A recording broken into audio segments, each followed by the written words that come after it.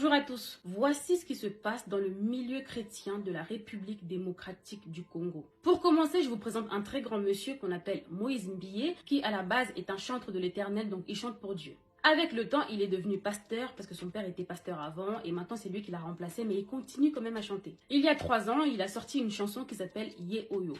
Ye Oyo, Bolingo Nanga, Ye Oyo. Cette chanson a fait un succès mondial. Quelque temps après la sortie de la chanson, la demoiselle qui joue le rôle principal dans le clip décide de venir sur les réseaux sociaux pour nous faire des révélations choc sur le pasteur. C'est une demoiselle qui prie dans son église depuis très longtemps et elle nous dit qu'apparemment le pasteur couche avec elle depuis qu'elle est mineure. À cause de lui, elle n'est plus avec son fiancé. Elle dit qu'apparemment, je cite, le pasteur l'a fait avorter plusieurs fois et qu'à cause de ça, peut-être qu'elle aura plus d'enfants un jour dans sa vie. Il lui a fait des promesses comme quoi il allait la marier, mais que le pasteur ne tient pas à ses promesses, donc elle décide de porter plainte parce qu'elle se sent abusée. Elle dit que le pasteur a profité de sa faiblesse. Elle a donc porté plainte. Suite à ça, elle s'est fait menacer de mort. Sa famille était en danger, ses avocats étaient en danger. Au final, l'audience a eu lieu et devinez qui a gagné? Le pasteur. Bref, on tourne la page, mais on va revenir plus tard. Je vous présente maintenant un autre monsieur qu'on appelle Mike Kalambai, qui était à la base également chantre de l'Éternel, mais maintenant il est aussi devenu pasteur. Parce que oui, au Congo, beaucoup de chantres de l'Éternel deviennent pasteurs. Je ne sais pas si c'est par vocation ou c'est juste pour l'argent. Parce que quand tu es un simple chanteur, pour rentabiliser un peu d'argent, il faut d'abord faire des concerts. Et dans la communauté congolaise, les concerts, c'est un peu compliqué depuis plus de 10 ans avec les combattants, etc. Donc tant qu'à faire, on devient des pasteurs. Comme ça, tous les dimanches, on a l'argent de la dîme. Des fois, dans la semaine, il y a aussi culte. Donc, on se fait beaucoup de bénéfices. Bref. On revient sur le pasteur Mike Kalambai. Il y a quelques années, il s'est marié avec une magnifique Congolaise vivant aux États-Unis. Suite à leur mariage, elle déménage à Kinshasa pour aller vivre avec son mari. Ensemble, ils ont eu 2 enfants, ils étaient très beaux, un couple exemplaire, magnifique, jusqu'à là, tout va bien. Quelques années plus tard, sa femme vient nous faire des révélations rocambolesques dignes d'un film sans titre sur le pasteur Mike. Elle a fait un live où elle nous dit qu'elle est rentrée aux États-Unis avec ses enfants parce que sinon elle allait mourir. En gros, elle a fui pour se préserver. Elle nous dit que le pasteur Mike est un homme violent. Elle dit que le pasteur Mike l'a frappée pendant qu'elle était enceinte. Elle nous a montré des preuves en photo où on voyait son corps avec plein de blessures partout. Ça m'avait tellement choquée et touchée que je lui avais envoyé de la force en privé. Mais ce qui m'a blessée, c'est qu'il y avait des pros Mike Kalambai, des femmes, qui disaient oui mais on t'a frappé, mais qu'est-ce que t'as fait? Il est pas fou pour te frapper juste comme ça. T'as fait quelque chose. Tu es aussi pour quelque chose. Enfin, ça j'ai pas compris. Juste une parenthèse, non à la violence conjugale. Et s'il y a des femmes qui sont pour, j'espère que ça vous arrivera un jour, que ça arrivera à vos filles et que ça arrivera même à vos petites filles. Bref. Elle dit ensuite que le pasteur Mike sortait avec sa musicienne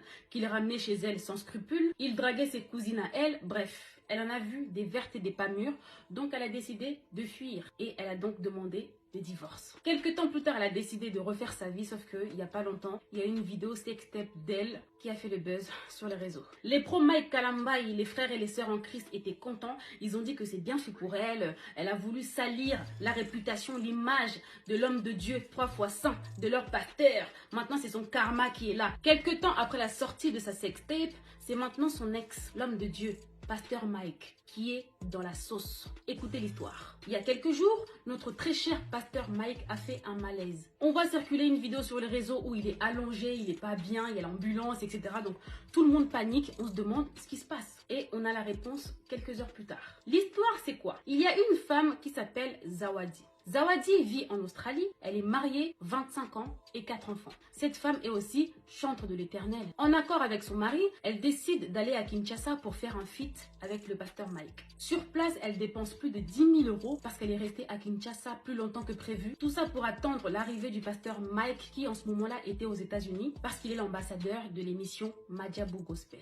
Quelques temps plus tard, le pasteur arrive à Kinshasa. Gentiment, il invite la dame à aller manger chez lui. Ils ont dîné ensemble, elle a payé 1 500 $ pour le feat. Jusqu'à là, tout va bien. Un autre jour, ils vont au studio pour enregistrer le son. Après la séance, le pasteur la dépose chez elle. Sauf que quelques minutes plus tard, le pasteur lui envoie un message pour lui dire « Tu dors ?» Elle dit « Non, je dors pas, pasteur. » Et le pasteur lui dit « Ok, je reviens te chercher. » Il était très tard la nuit.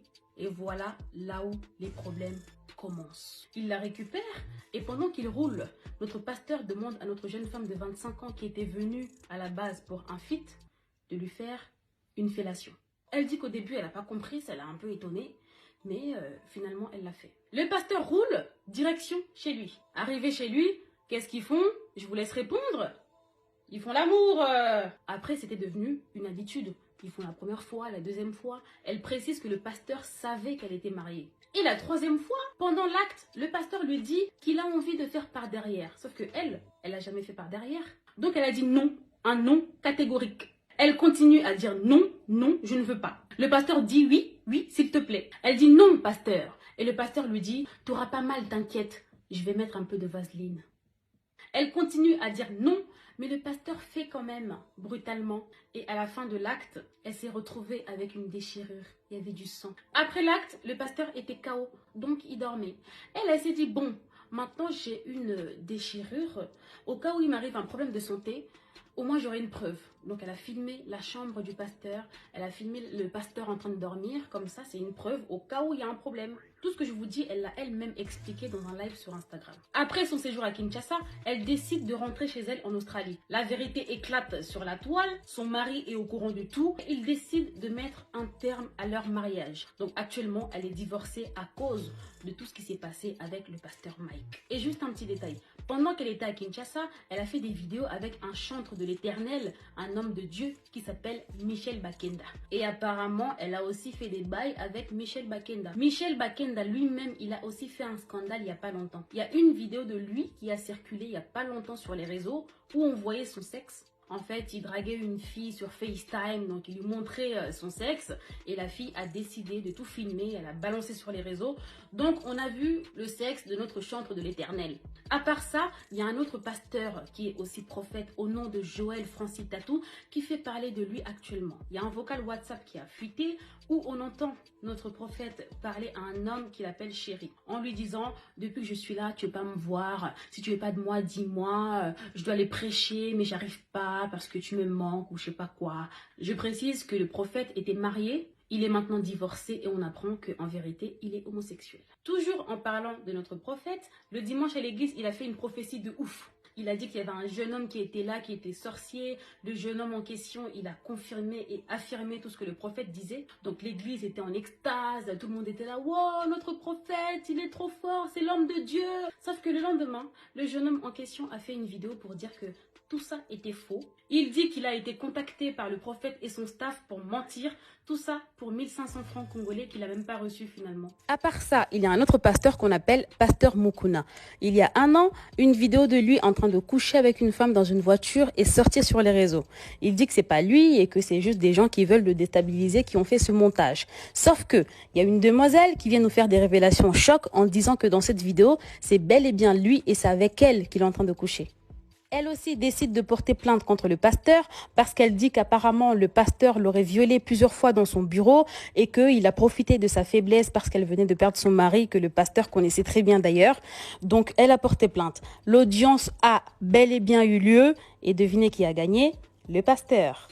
Et à part ça, il y a aussi un problème entre le pasteur Moïse Mbiye et le pasteur Marcelo. Apparemment, le pasteur Marcelo aurait invité dans son bureau la baby mama du pasteur Moïse Mbiye pour la draguer et lui proposer de monter un coup contre le pasteur Moïse Mbiye. À part ça encore, le pasteur Moïse Mbiye et le pasteur Mike Kalambay ne se parlent plus alors qu'avant ils étaient très potes. Suite à tout ça, le pasteur Moïse Mbiye a craqué et un dimanche à l'église, il décide de dénoncer ses ennemis pasteurs en disant que oui, il y a des pasteurs qui veulent me salir, ils appellent mes proches, ils appellent mes amis, ils leur proposent des voitures, des maisons, tout ça pour comploter contre moi, tout ça pour me salir, je vais les dénoncer, je vais dire leur nom, etc. Il a fait un post sur Facebook pour dire que jeudi, je vais faire un live où je vais tout dénoncer. Bref, finalement, après, il dit qu'il va pas faire le live.